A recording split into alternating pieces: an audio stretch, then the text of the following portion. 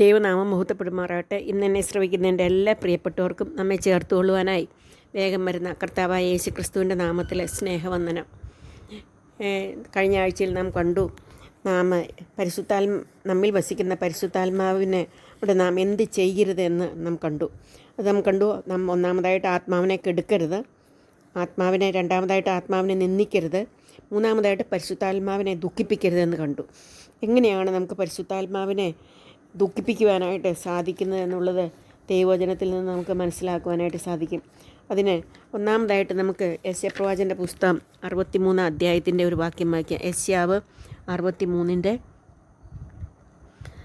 9 last. പുരാതന കാലത്തൊക്കെയും അവൻ അവരെ ചുമന്നുകൊണ്ട് നടന്നു, എന്നാൽ അവർ മത്സരിച്ചു, അവൻ്റെ പരിശുദ്ധാത്മാവിനെ ദുഃഖിപ്പിച്ചു. ഇവിടെ നമുക്ക് കാണാനായിട്ട് സാധിക്കുന്നു, അവർ മത്സരിച്ചു. ദൈവത്തോടുള്ള മത്സരം ദൈവത്തിൻ്റെ കൽപ്പന അനുസരിക്കാതിരിക്കുന്നതാണ്. അപ്പോൾ ദൈവത്തോട് മത്സരിക്കുമ്പോൾ പരിശുദ്ധാത്മാവിനെ ദുഃഖിപ്പിക്കുന്ന ആണ് എന്ന് മനസ്സിലാക്കുവാനായിട്ട് സാധിക്കും. ഇസ്രായേൽ മക്കളോടുള്ള ചരിത്രം നാം പലപ്പോഴും ദൈവത്തോട് അവർ മത്സരിച്ചു. അവർക്ക് ഓരോ കാര്യങ്ങൾ ഏതെങ്കിലും തരത്തിൽ അവർക്ക് കുറവ് വരുമ്പോഴെല്ലാം അവർക്ക് ദൈവത്തോട് മത്സരിക്കുകയും അവർ പിറുപിറുക്കുകയും ചെയ്യുന്നവരായിട്ട് തീരുന്നു എന്നുള്ളത് നമുക്ക് കാണുവാനായിട്ട് സാധിക്കും. അങ്ങനെ നമ്മൾ മത്സരിക്കുകയും മത്സരത്തിൻ്റെ ഫലമായിട്ട് ദൈവത്തോട് പിറുപിറുക്കുകയും ചെയ്യുമ്പോൾ നാം പരിശുദ്ധാത്മാവിനെ ദുഃഖിപ്പിക്കുന്നവരാണ് എന്ന് ദൈവത്തിൻ്റെ വചനം വളരെ വ്യക്തമായിട്ട് പറയുന്നുണ്ട്. അത് ഒന്നാമതായിട്ട് നമ്മൾ മത്സരിക്കുമ്പോൾ, ദൈവത്തിൻ്റെ കൽപ്പന അനുസരിക്കാതിരിക്കുമ്പോൾ, നാം പിറുപിറുക്കുമ്പോൾ, ഇങ്ങനെയുള്ള നമ്മുടെ ജീവിതത്തിൽ ഇങ്ങനെയുള്ള പാപങ്ങൾ ഉണ്ടാകുമ്പോൾ നാം പരിശുദ്ധാത്മാവിനെ ദുഃഖിപ്പിക്കുകയാണ്. നമുക്ക് എഫെസ്യ ലേഖനം 4 അധ്യായത്തിൻ്റെ 25 മുതലുള്ള വാക്യം ഒന്ന് വായിക്കാം. ആകയാൽ ഭോഷ്ക് ഉപേക്ഷിച്ച് ഓരോരുത്തൻ താൻ്റെ കൂട്ടുകാരനോട് സത്യം സംസാരിപ്പിൻ. നാം തമ്മിൽ അവയവങ്ങളല്ലോ, കോപിച്ചാൽ പാപം ചെയ്യാതിരിപ്പിൻ. സൂര്യൻ അസ്തമിക്കുവോളം നിങ്ങൾ കോപം വെച്ചുകൊണ്ടിരിക്കരുത്, പിശാചിനിടം കൊടുക്കരുത്. കള്ളൻ ഇനി കക്കാതെ മുട്ടുള്ളവന് ദാനം ചെയ്യുവാനുണ്ടാകേണ്ടതിന് കൈകൊണ്ട് നല്ലത് പ്രവർത്തിച്ച് അധ്വാനിക്കത്രേ വേണ്ടത്. കേൾക്കുന്നവർക്ക് ആത്മീയവർദ്ധനയ്ക്കായി നല്ല വാക്കല്ലാതെ ആകാത്തൊന്നും നിങ്ങളുടെ വായിൽ നിന്ന് പുറപ്പെടരുത്. ദൈവത്തിൻ്റെ പരിശുദ്ധാത്മാവിനെ ദുഃഖിപ്പിക്കരുത്. അവനാലല്ലോ നിങ്ങൾ വീണ്ടെടുപ്പ് നാളിനായി മുദ്രയിട്ടിരിക്കുന്നത്. എല്ലാ കയ്പും കോപവും ക്രോധവും കുറ്റാരവും ദൂഷണവും സകല ദുർഗുണവുമായി നിങ്ങളെ വിട്ട് ഒഴിഞ്ഞു പോകട്ടെ. അപ്പോൾ 25 മുതലുള്ള വാക്യത്തിൽ അനേക കാര്യങ്ങളിൽ ഇവിടെ പരിശുദ്ധാത്മാവിനെ ദുഃഖിപ്പിക്കരുത് എന്ന് പറഞ്ഞിട്ട് പറയുന്നുണ്ട്. അതിൽ നമ്മളൊന്ന് കണ്ടു, കർത്താവിനോട് മത്സരിക്കുമ്പോൾ നാം പരിശുദ്ധാത്മാവിനെ ദുഃഖിപ്പിക്കുന്നു. രണ്ടാമതായിട്ട് നാം ഭോഷ്ക് പറയുമ്പോൾ നാം പരിശുദ്ധാത്മാവിനെ ദുഃഖിപ്പിക്കുന്നതാണ് എന്ന് നമുക്ക് വായിച്ച ഭാഗത്തിൽ നിന്ന്. അതുപോലെ മൂന്നാമതായിട്ട് നാം കോപിക്കുമ്പോൾ നമ്മൾ പരിശുദ്ധാത്മാവിനെ ദുഃഖിപ്പിക്കുകയാണെന്ന് കാണാനായിട്ട് സാധിക്കും. അപ്പോൾ കോപം വളരെ പാപമാണ്. അത് പാപമാണ് എന്നുള്ള ദൈവത്തിൻ്റെ വചനത്തിൽ നിന്ന് അത് ചെറിയ പാപമായിട്ടല്ല ദൈവം കണക്കാക്കുന്നത്. അത് ഒരു പാപം ആണ്. അത് നമുക്ക് മത്തായിയുടെ സുവിശേഷം 5 അധ്യായത്തിൻ്റെ 21 വാക്യം മുതൽ, കുല ചെയ്യരുതെന്ന് ആരെങ്കിലും കുല ചെയ്താൽ ന്യായവിധിക്ക് യോഗ്യനാകുമെന്ന് പൂർവന്മാരോട് അരുളി ചെയ്ത് നിങ്ങൾ കേട്ടിട്ടുണ്ടല്ലോ. ഞാനോ നിങ്ങളോട് പറയുന്നത്, സഹോദരനോട് കോപിക്കുന്നവനെല്ലാം ന്യായവിധിക്ക് യോഗ്യനാകും. ഇവിടെ കുല ചെയ്യുന്നതിന് തുല്യമാണ് സഹോദരനോട് കോപിക്കുന്നത് എന്നുള്ളതാണ് ദൈവത്തിൻ്റെ വചനം പറയുന്നത്. സഹോദരനോട് നിസ്സാരം എന്ന് പറഞ്ഞാലോ സഭയുടെ മുമ്പിൽ നിൽക്കേണ്ടി വരും. മൂഢ എന്ന് പറഞ്ഞാലോ അഗ്നി നരകത്തിന് യോഗ്യനാകും. ഇത്രയും വലിയ പാപമാണ് ആണ് നമുക്ക് കോപിക്കുക എന്നുള്ളത്. അപ്പോൾ നാം കോപിക്കുമ്പോൾ ഇവിടെ പറയുന്നത്, എഫെസ്യ ലേഖനത്തിൽ കാണുന്ന പോലെ കോപിക്കുമ്പോൾ നാം പരിശുദ്ധാത്മാവിനെ ദുഃഖിപ്പിക്കുന്നവരായിട്ട് തീരും. അപ്പോൾ നമ്മൾ ആദ്യം കണ്ടത്, നാം മത്സരിക്കുമ്പോൾ പരിശുദ്ധാത്മാവിനെ ദുഃഖിപ്പിക്കുന്നു. ഭോഷ്ക് പറയുമ്പോൾ പരിശുദ്ധാത്മാവിനെ ദുഃഖിപ്പിക്കുന്നു. നാം കോപിക്കുമ്പോൾ, മൂന്നാമതായിട്ട് നാം കണ്ടു, നാം കോപിക്കുമ്പോൾ പരിശുദ്ധാത്മാവിനെ നാം ദുഃഖിപ്പിക്കുന്നവരാണ് എന്ന് നമുക്ക് കാണുവാനായിട്ട് സാധിക്കും. അതുപോലെ തന്നെ നമ്മുടെ വായിൽ നിന്ന് ആകാത്തതായിട്ടുള്ള കാര്യങ്ങൾ പറയുമ്പോൾ, നമ്മുടെ നല്ലതല്ലാത്ത കാര്യങ്ങൾ നമ്മുടെ വായിൽ നിന്ന് നമ്മൾ പറയുമ്പോൾ നാം പരിശുദ്ധാത്മാവിനെ ദുഃഖിപ്പിക്കുന്നവരായിട്ട് തീരും എന്ന് ദൈവത്തിൻ്റെ വചനം പറയുന്നു. അതുപോലെ തന്നെ കയ്പ് നമ്മുടെ ഹൃദയത്തിലുണ്ടെങ്കിൽ നാം പരിശുദ്ധാത്മാവിനെ ദുഃഖിപ്പിക്കുന്നവരാണ്. കോപവും ക്രോധവും കുറ്റാരവും ദുർഗുണവും സകല ദുർഗുണവുമായി ഇതെല്ലാം നമ്മുടെ ഹൃദയത്തിൽ വിട്ട് നമ്മൾ ജീവിക്കുമ്പോൾ നാം പരിശുദ്ധാത്മാവിനെ ദുഃഖിപ്പിക്കുന്നവരാണ് എന്ന് കാണുവാനായിട്ട് സാധിക്കും.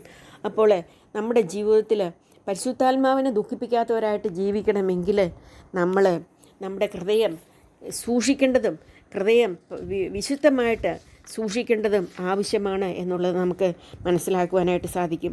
നാം ഒന്നും കൂടെ പറയുമ്പോൾ, നാം പോഷ്ക്ക് പറയുമ്പോൾ, നാം മത്സരിക്കുമ്പോൾ, രണ്ടാമതായിട്ട് നാം കണ്ടു, മൂന്നാമതായിട്ട് സഹോദരനോട് കോപിക്കുമ്പോൾ, അതുപോലെ തന്നെ അസൂയ നിറഞ്ഞ ഹൃദയം കൊണ്ട് മറ്റുള്ളവരെ ഉപദ്രവിക്കുമ്പോൾ, മറ്റുള്ളവരെക്കുറിച്ച് ഇല്ലാത്ത കാര്യങ്ങൾ പറയുമ്പോൾ, ദൈവത്തിന് ഇഷ്ടമില്ലാത്ത കാര്യങ്ങൾ നാം കാണുമ്പോൾ, കേൾക്കുമ്പോൾ, നാം പിറുപിറുക്കുമ്പോൾ, മാത്രമല്ല നമുക്ക് ദൈവത്തിൻ്റെ കൽപ്പനയായി സൽപ്രവൃത്തി ചെയ്യണമെന്ന് കർത്താവ് പറഞ്ഞത് നാം സൽപ്രവൃത്തി ചെയ്യാത്തവരായിട്ടിരിക്കുമ്പോൾ, നല്ലത് ചെയ്യാത്തവരായിട്ടിരിക്കുമ്പോൾ, ഇവിടുത്തെ 30-ാം വാക്യത്തിൽ കാണുന്ന ദൈവത്തിൻ്റെ നിങ്ങൾ പരിശുദ്ധാത്മാവിനെ ദുഃഖിപ്പിക്കരുത്, കാരണം അവനാലല്ലോ നിങ്ങൾ വീണ്ടെടുപ്പ് നാളിനായി മുദ്രയിട്ടിരിക്കുന്നത്. ഇങ്ങനെയുള്ള പാപങ്ങൾ നമ്മുടെ ജീവിതത്തിൽ ഉണ്ടാകുമ്പോൾ നാം നമ്മുടെ തൃത്വത്തിൽ തുല്യനായ പരിശുദ്ധാത്മാവിനെ നാം ദുഃഖിപ്പിക്കുന്നവരാണ് എന്ന് നമുക്ക് മനസ്സിലാക്കുവാനായിട്ട് സാധിക്കും.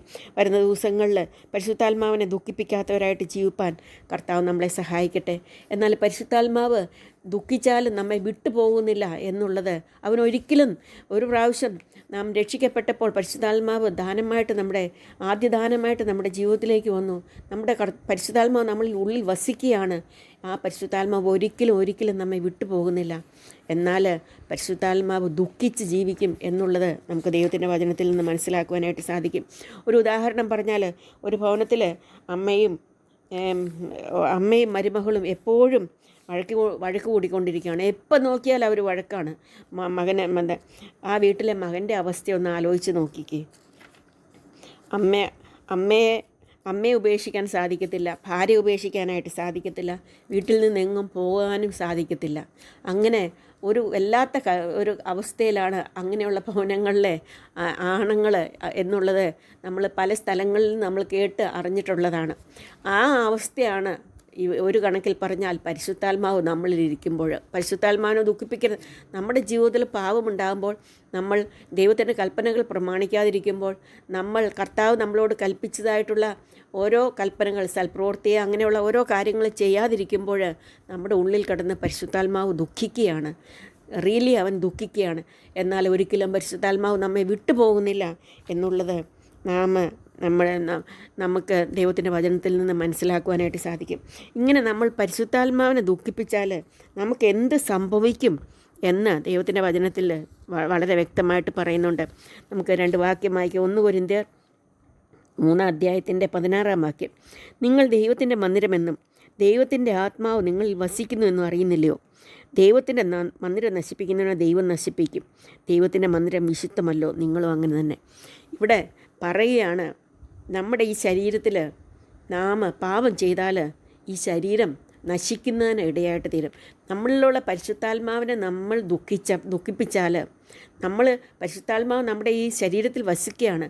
നമ്മൾ ഈ പരിശുദ്ധാത്മാവിനെ ദുഃഖിപ്പിച്ച് കഴിഞ്ഞാൽ ഈ ശരീരം പരിശുദ്ധാത്മാവ് നശിപ്പിക്കും. എന്ന് വെച്ചാൽ നമ്മളിൽ പലരും രോഗികളായിട്ട് തീരും, മരണം വരെ ഉണ്ടാകുവാനായിട്ട് സാധ്യതയുണ്ട്. അതുകൊണ്ട് പരിശുദ്ധാത്മാവിനെ ദുഃഖിപ്പിച്ച് ജീവിച്ചാൽ വളരെ സൂക്ഷിക്കേണ്ട കാര്യമാണ്. ഈ വാക്യം വളരെ വ്യക്തമായിട്ട് പറയുന്നു, ദൈവത്തിൻ്റെ മന്ദിരം നശിപ്പിക്കുന്നവനെ ദൈവം നശിപ്പിക്കും. അതുകൊണ്ട് പരിശുദ്ധാത്മാവിനെ നാം ദുഃഖിപ്പിക്കാതെ ജീവിക്കേണ്ടത് ആവശ്യമാണെന്ന് നമുക്ക് മനസ്സിലാക്കുവാനായിട്ട് സാധിക്കും. അതുതന്നെയാണ് 6-ാം അധ്യായത്തിൻ്റെ 19-ാം വാക്യത്തിൽ നാം കാണുന്നത്.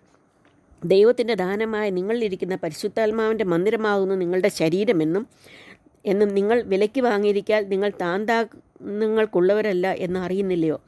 ആകയാൽ നിങ്ങളുടെ ശരീരം കൊണ്ട് ദൈവത്തെ മഹത്വപ്പെടുത്തുക.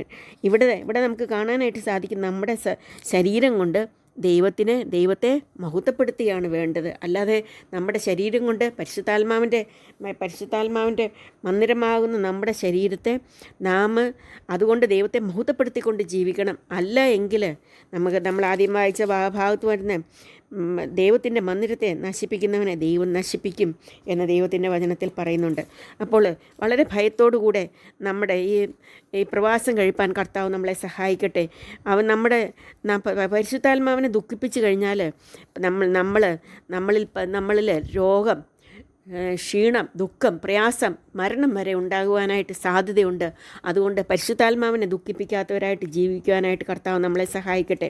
മാത്രമല്ല, യെശയ്യാ പ്രവാചകൻ്റെ പുസ്തകം 63 അധ്യായത്തിൽ നാം അവിടെ കണ്ടതാണ്, എന്നാൽ അവർ മത്സരിച്ച് അവൻ്റെ പരിശുദ്ധാത്മാവിനെ ദുഃഖിപ്പിച്ചു, അതുകൊണ്ട് അവൻ അവർക്ക് ശത്രുവായി തീർന്ന് താൻ തന്നെ അവരോട് യുദ്ധം ചെയ്തു. ഇവിടെ നമുക്ക് കാണുന്നത് പരിശുദ്ധാത്മാവിനെ നാം ദുഃഖിപ്പിച്ചിട്ടുണ്ടെങ്കിൽ ആര് ശത്രുവായിട്ട് വരും? പരിശുദ്ധാത്മാവിനെ ദുഃഖിപ്പിച്ച് അതുകൊണ്ട് അവൻ അവർക്ക് ശത്രുവായിട്ട് തീർന്നു. ദൈവം നമുക്ക് ശത്രുവായിട്ട് തീരും. അപ്പോൾ ദൈവം നമുക്ക് ശത്രുവായിട്ട് തീർന്നിട്ടുണ്ടെങ്കിൽ നമ്മുടെ അവസ്ഥ എന്താണെന്നുള്ളത് നമുക്ക് ഒന്ന് ചിന്തിക്കുവാനായിട്ട് ദൈവം നമ്മളെ സഹായിക്കട്ടെ. അതുകൊണ്ട് പരിശുദ്ധാത്മാവ് തന്നെ പരിശുദ്ധാത്മാവും ദൈവവും നമുക്ക് ശത്രുവായിട്ട് തീരാതിരിക്കണമെങ്കിൽ നാം പരിശുദ്ധാത്മാവിനെ ദുഃഖിപ്പിക്കാത്തവരായിട്ട്, പരിശുദ്ധാത്മാവിനോട് മത്സരിക്കാത്തവരായിട്ട് ജീവിക്കണം. പാപം നമ്മുടെ മുറുകെ പറ്റുന്ന പാപങ്ങളെ വിട്ട് പരിശുദ്ധാത്മാവിനെ കീഴ്പ്പെട്ടുകൊണ്ട് പരിശുദ്ധാത്മാവിൻ്റെ നിറവിൽ ജീവിക്കുന്ന ഒരു വ്യക്തിയെ സംബന്ധിച്ചിടത്തോളം അപ്പോൾ പരിശുദ്ധാത്മാവ് സന്തോഷിക്കുന്നു എന്ന് നമുക്ക് മനസ്സിലാക്കുവാനായിട്ട് സാധിക്കും. എന്നാൽ നമ്മുടെ ജീവിതത്തിൽ പാപം കൊണ്ട് കർത്താവിൻ്റെ കൽപ്പനകളെ അനുസരിക്കാതെ നാം ജീവിച്ചാൽ പരിശുദ്ധാത്മാവ് ദുഃഖിക്കും. മാത്രമല്ല, പരിശുദ്ധാത്മാവ് ദുഃഖിച്ചു കഴിഞ്ഞാൽ ദൈവം നമ്മെ ശത്രുവായിട്ട് എണ്ണും എന്ന് മാത്രമല്ല, നമ്മുടെ ശരീരം നശിക്കുവാനും അത് മുഖാന്തരം ഇടയായിട്ട് തീരും എന്ന ദൈവത്തിൻ്റെ വചനത്തിൽ നിന്ന് നമുക്ക് വളരെ വ്യക്തമായിട്ട് വയ്ക്കുന്നു. പരിശുദ്ധാത്മാവിനെ നമ്മൾ ദുഃഖിപ്പിച്ചാൽ നമുക്ക് ശിക്ഷ ഉണ്ടാകുമെന്ന് മനസ്സിലാക്കിക്കൊണ്ട് നമുക്ക് അത് പരിശുദ്ധാത്മാവിനെ പ്രസാദിപ്പിച്ചുകൊണ്ട് ജീവിപ്പാനായിട്ട് കർത്താവ് നമ്മെ സഹായിക്കട്ടെ. നമുക്ക് പരിശുദ്ധാത്മാവിനെ ദുഃഖിപ്പിച്ചുകൊണ്ട് ജീവിച്ച ഒരു വ്യക്തിയെക്കുറിച്ച് ദൈവത്തിൻ്റെ വചനം പറയുന്നുണ്ട്. അവിടെ നമുക്ക് കാണാനായിട്ട് സാധിക്കും. അപ്പോസ്തല പ്രവൃത്തികൾ 5-ാം അധ്യായത്തിൻ്റെ 1 മുതൽ വായിക്കുന്നു. എന്നാൽ അനന്യാസ് എന്നു പേരുള്ള ഒരു പുരുഷൻ തൻ്റെ ഭാര്യയായ സഫീരയോടുകൂടെ ഒരു നിലം വിറ്റു. ഇവിടെ നമുക്ക് കാണാനായിട്ട് സാധിക്കും, അനന്യാസും സഫീരയും ഒരു നിലം വിറ്റു കുറച്ചെടുത്ത് മാറ്റി വെച്ചിട്ട് ബാക്കി കൊണ്ടുവന്ന് അവർ സ്ഥലം വിറ്റിട്ട് അതിൻ്റെ കുറച്ച് രൂപ അവരുടെ ആവശ്യത്തിന് വേണ്ടി എടുത്തിരുന്നെങ്കിൽ കുഴപ്പമില്ലായിരുന്നു. എന്നാൽ അവർ സ്ഥലം വിറ്റിട്ട് കുറച്ച് മാറ്റി വെച്ചിട്ട് ആ സ്ഥലം വിറ്റത് ഇത്രയ്ക്കേ ഉള്ളൂ എന്ന ഭോഷ്ക് അല്ലെങ്കിൽ വ്യാജഭാവനയാണ് അവിടെ കൊണ്ടുവന്ന് അവരുടെ പത്രോസിൻ്റെയൊക്കെ അടുത്ത് കൊണ്ടുവന്ന് കൊടുത്തത്. ഇത്രയ്ക്കേ ഉള്ളൂ വില മിറ്റത് എന്നുള്ള ആ വ്യാജത്തിലാണ് ദൈവത്തിൻ്റെ മുമ്പാകെ വ്യാജം നമ്മൾ കണ്ട് ഭോഷ്ക് ഉപേക്ഷിക്കണമെന്ന് ദൈവത്തിൻ്റെ വചനം പറയുന്നുണ്ട്. ഭോഷ്ക് പരിശുദ്ധാത്മാവിനെ ദുഃഖിപ്പിക്കുന്നതാണ്. അപ്പോൾ അത് അങ്ങനെയുള്ള ഭോഷ്ക് ചെയ്ത് മുഖാന്തരമായിട്ട് ശിഷ്യന്മാരുടെ കാൽക്കൽ വെച്ച് നമുക്ക് കാണാനായിട്ട് സാധിക്കും. അപ്പോൾ അത് കഴിഞ്ഞപ്പോൾ ചോദിക്കുന്നുണ്ട്, അവരോട് 5-ന്റെ 3-ാം വാക്യത്തിൽ പറഞ്ഞു, അപ്പോൾ പത്രോസ് അനന്യാസെ, പരിശുദ്ധാത്മാവിനോട് വ്യാജം കാണിപ്പാനും നിലത്തിൻ്റെ വിലയിൽ കുറേ എടുത്തു വെപ്പാനും സാത്താൻ നിൻ്റെ ഹൃദയം കൈവശമാക്കിയത് എന്ത്? ഭാര്യയുടെ അറിവോടുകൂടിയാണ് കുറച്ച് എടുത്തു വെച്ചത്. അത് കഴിഞ്ഞിട്ട് കൊണ്ടുവന്ന് കൊടുത്തത് മുഴുവനും കൊണ്ടുവന്ന് കൊടുക്കുന്ന രീതിയിലാണ് കൊടുത്തത്. അതാണ് വ്യാജഭാവം. അനന്യാസെ, പരിശുദ്ധാത്മാവിനോട് വ്യാജം കാണിപ്പാനും നിലത്തിൻ്റെ വിലയിൽ കുറേ എടുത്തു വെപ്പാനും സാത്താൻ നിൻ്റെ ഹൃദയം കൈവശമാക്കിയത് എന്ത്? അത് വിൽക്കും മുമ്പേ നിൻ്റേതായിരുന്നില്ലയോ? വിറ്റ ശേഷം നിൻ്റെ കൈവശമല്ലാഞ്ഞുവോ? ഈ കാര്യത്തിന് നീ മനസ്സ് വെച്ചത് എന്ത്? മനുഷ്യരോടല്ല ദൈവത്തോടത്ര നീ വ്യാജം കാണിച്ചതെന്ന് പറഞ്ഞു. അപ്പോൾ നാം കാണുന്നത്, ആ വാക്ക് കേട്ടിട്ട് അനന്യാസ് വീണ് പ്രാണനെ വിട്ടു എന്നാണ് പറയുന്നത്. അതെ, അനന്യാസ് മരിക്കുന്നതിന് ഇടയായിട്ട് തീർന്നു പരിശുദ്ധാത്മാവിൻ്റെ നേരെയുള്ള വ്യാജത്തിന്. അതിനുശേഷം നാം കാണുന്നത് 3 മണിക്കൂർ കഴിഞ്ഞതിന് ശേഷം അവൻ്റെ ഭാര്യ ഈ സംഭവിച്ചതൊന്നും അറിയാതെ അകത്ത് വന്നു. പത്രോസ് അവളോട്, ഇത്രയ്ക്കോ നിങ്ങൾ നിലം വിറ്റത് പറക എന്ന് പറഞ്ഞു. അതെ, ഇത്രയ്ക്ക് തന്നെ എന്ന് അവൾ പറഞ്ഞു. ഒന്ന് ഓർത്തു നോക്കിക്കുക, അവൾക്ക് അപ്പോഴെങ്കിലും പറയാമായിരുന്നു. എന്നാൽ അവളും വ്യാജം വ്യാജം ദൈവം പരിശുദ്ധാത്മാവ് വെറുക്കുന്ന പാപമാണ്. കോപം പരിശുദ്ധാത്മാവ് വെറുക്കുന്നതാണ്, അവനെ ദുഃഖിപ്പിക്കുന്ന പാപമാണ്. പത്രോസ് അവളോട്, കർത്താവിൻ്റെ ആത്മാവിനെ പരീക്ഷിപ്പാൻ നിങ്ങൾ തമ്മിൽ ഒത്തതെന്ത്? ഇതാ നിൻ്റെ ഭർത്താവിനെ കുഴിച്ചിട്ടവരുടെ കാൽ വാതുക്കലുണ്ട്, അവർ നിന്നെയും പുറത്തു കൊണ്ടുപോകും എന്ന് പറഞ്ഞു. ഉടനെ അവൾ അവൻ്റെ കാൽക്കൽ വീണ് പ്രാണനെ വിട്ടു. അപ്പോൾ ഇവിടെ നമുക്ക് കാണാനായിട്ട് സാധിക്കുന്നത്, അനന്യാസും സഫീരയും 2 പേരും മരിക്കുവാനായിട്ട് ഇടയായിട്ട് തീർന്നു. കാരണം അവർ പരിശുദ്ധാത്മാവിനോട് വ്യാജം കാണിച്ചു. പരിശുദ്ധാത്മാവിനെ ദുഃഖിപ്പിച്ചോ അത് മുഖാന്തരമായിട്ട് അവർ മരണം തന്നെ ഇടപെടും, അവരുടെ ജീവിതത്തിൽ ഉണ്ടാകുവാനായിട്ട് സാധിക്കും. അവിടെ നമ്മൾ നേരത്തെ വായിച്ച 1 കൊരിന്ത്യർ വായിച്ചത് അതെ, നമ്മളുടെ ശരീരം അത് ഒന്നുകൂടെ നമുക്ക് ആ വാക്യം ഒന്നും കൂടെ വായിക്കാം. 1 കൊരിന്ത്യർ 3:16 വാക്യം, നിങ്ങൾ ദൈവത്തിൻ്റെ മന്ദിരമെന്നും ദൈവത്തിൻ്റെ ആത്മാവ് നിങ്ങൾ വസിക്കുന്നുവെന്നും അറിയുന്നില്ലയോ? ദൈവത്തിൻ്റെ മന്ദിരം നശിപ്പിക്കുന്നവനെ ദൈവം നശിപ്പിക്കും. ദൈവത്തിൻ്റെ മന്ദിരം വിശുദ്ധമല്ലോ, നിങ്ങളും അങ്ങനെ തന്നെ. ആരും തന്നെ വഞ്ചിക്കരുത്. ഇവിടെ നമുക്ക് കാണാനായിട്ട് സാധിക്കും, പരിശുദ്ധാത്മാവിനെ നാം ദുഃഖിപ്പിച്ചുകൊണ്ട് ജീവിച്ചാൽ അവൻ നമ്മെ വിട്ടുപോകത്തില്ല. എന്നാൽ നാം തന്നെ രോഗികളും ക്ഷീണരും ചിലപ്പോൾ മരണം വരെ നമ്മുടെ ജീവിതത്തിൽ ഉണ്ടാകുവാനായിട്ട് ഉള്ള സാധ്യതയുണ്ടെന്ന് മനസ്സിലാക്കിക്കൊണ്ട് പരിശുദ്ധാത്മാവിനെ പ്രസാദിപ്പിച്ചുകൊണ്ട് പരിശുദ്ധാത്മാവിൻ്റെ നിറവിൽ ജീവിപ്പാൻ കർത്താവ് നമ്മളെ സഹായിക്കട്ടെ. അവൻ്റെ വലിയ നാമം മഹത്വപ്പെടുമാറാകട്ടെ.